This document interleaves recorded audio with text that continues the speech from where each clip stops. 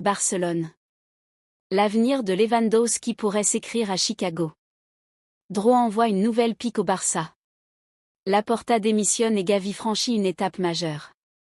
Mais avant d'aller plus loin, abonne-toi à la chaîne, laisse un like et active la cloche.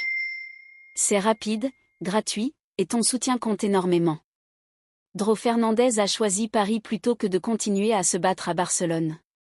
Il a préféré le PSG au club qu'il a formé, et Luis Enrique à Hansi Flick. Après ses débuts en Ligue 1 face à l'Olympique de Marseille, le jeune joueur a accordé une interview dans laquelle il a multiplié les éloges envers son nouvel entraîneur et son nouveau club. Il a expliqué que Luis Enrique est exceptionnel, que tout le monde parlait en bien de lui, et que cela a pesé lourd dans sa décision de partir. Selon lui, Paris est aujourd'hui l'endroit idéal pour progresser. Il affirme que le club fait confiance aux jeunes et que tout est devenu très simple depuis son arrivée. Il a déclaré se sentir chez lui, avoir reçu un accueil parfait, profiter de ses minutes sans pression et vouloir rester longtemps pour vivre de nombreuses expériences au Parc des Princes. Difficile de ne pas ressentir un pincement au cœur en entendant ces propos. Le FC Barcelone lui a ouvert les portes de l'équipe première. Malgré un effectif rempli de stars et une concurrence intense en attaque, Hansi Flick a choisi de lui donner sa chance. Il a cru en lui, l'a lancé, lui a fait confiance. Et la réponse a été ce départ, accompagné de déclarations laissant entendre qu'il n'a jamais été réellement valorisé par le club qu'il a révélé. L'indignation de Flick a été publique et compréhensible. Il comptait sur le joueur, même s'il n'était pas un titulaire indiscutable. Les minutes étaient disputées, mais la porte restait ouverte. Dró a préféré un peu plus de temps de jeu, un salaire plus élevé et le projet de Luis Enrique. D'un point de vue professionnel, cette décision se comprend. Personne ne peut lui reprocher de vouloir progresser et mieux gagner sa vie. Ce qui dérange réellement, c'est la manière dont il parle du Barça. Au lieu de reconnaître le club qu'il a formé et l'entraîneur qui lui a donné sa première opportunité en équipe première, il passe tout cela sous silence. Il parle comme si Barcelone n'avait jamais compté dans son histoire. Ce n'est pas la première fois, et cela donne une impression d'ingratitude. Les supporters du Barça restent avec ce goût amer.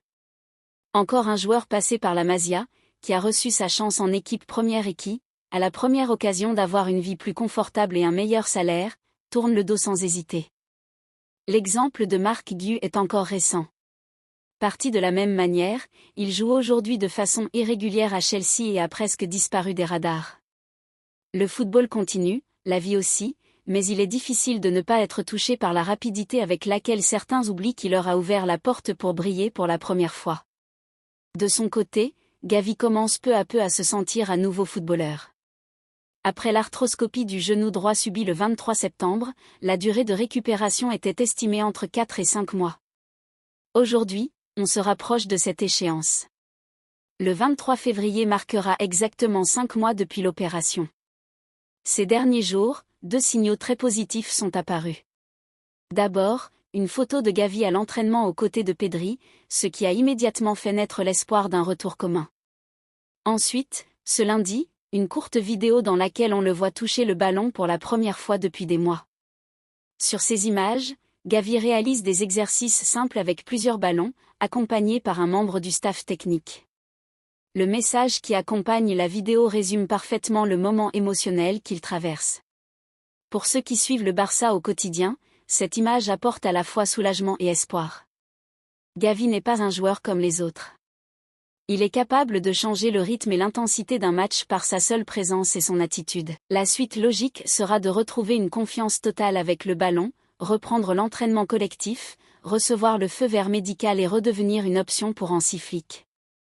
Le club et le staff médical restent prudents et évitent de donner des dates précises, ce qui est compréhensible après les nombreuses blessures graves subies par le Barça ces dernières années. Personne ne veut prendre le moindre risque avec Gavi. Il faut rappeler que cette saison, Gavi a très peu joué. Seulement 2 matchs en début de championnat, contre Majorque, avec une passe décisive pour Lamine Yamal, et contre Valence. Le revoir sourire en touchant le ballon, même à l'entraînement, est un signe que le plus dur semble désormais derrière lui. Désormais, tout est une question de patience, de continuité et de protection de ce talent. Joan Laporta a franchi une étape attendue.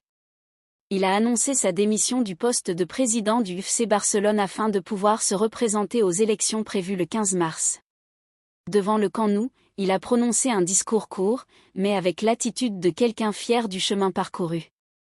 Il a expliqué partir la tête haute, par obligation statutaire, et affirmé que le club est aujourd'hui dans une bien meilleure situation qu'il y a 5 ans. Il a évoqué des décisions difficiles, mais nécessaires selon lui, pour éviter un véritable effondrement financier. Le projet du nouveau Camp Nou a été cité comme l'exemple le plus marquant.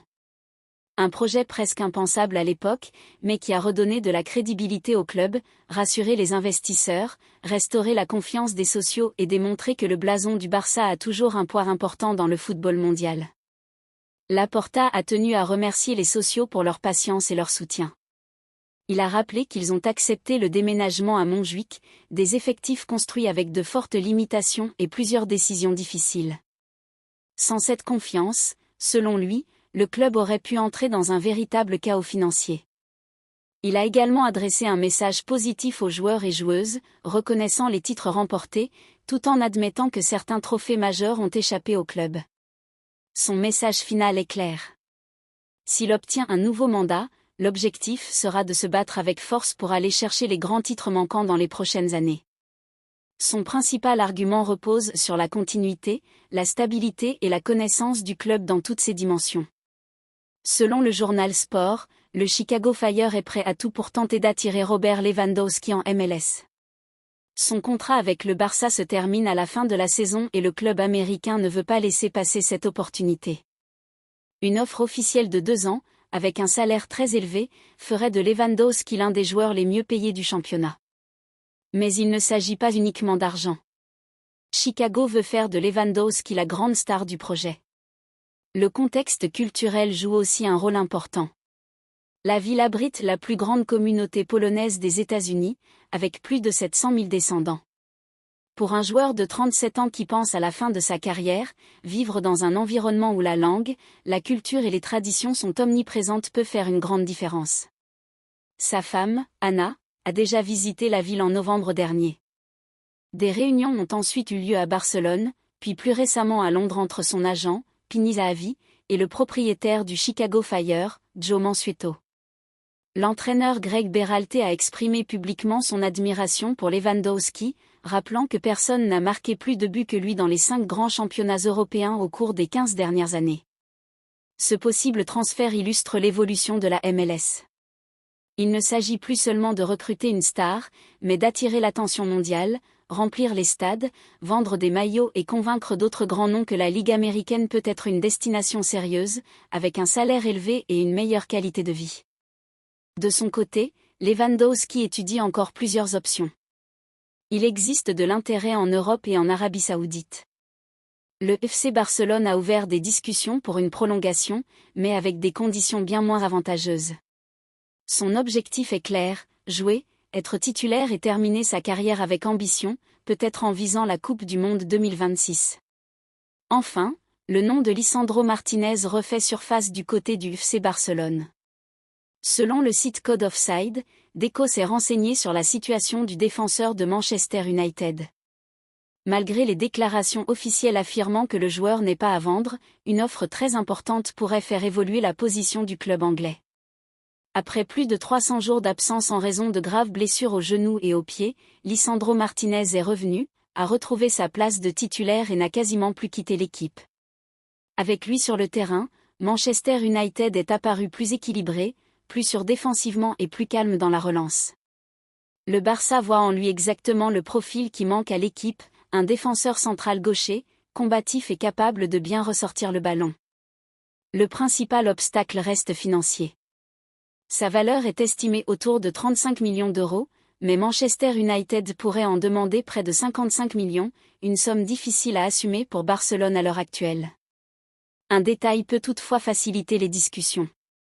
Les 2 clubs échangent déjà au sujet de Marcus Rashford, ce qui rend le dialogue plus fluide. Manchester United garde le contrôle de la situation et peut choisir de prolonger le contrat du joueur pour le retenir. À l'inverse, si le club estime que son historique de blessures représente un risque, une vente pourrait être considérée comme une décision logique. À 28 ans, Lisandro Martinez n'a jamais joué en Liga. Changer de championnat et de pays reste une option crédible à ce stade de sa carrière. Le Barça apprécie énormément son profil. Pour l'instant, il s'agit encore d'une histoire à suivre. Certaines rumeurs s'éteignent rapidement, d'autres finissent par devenir réalité.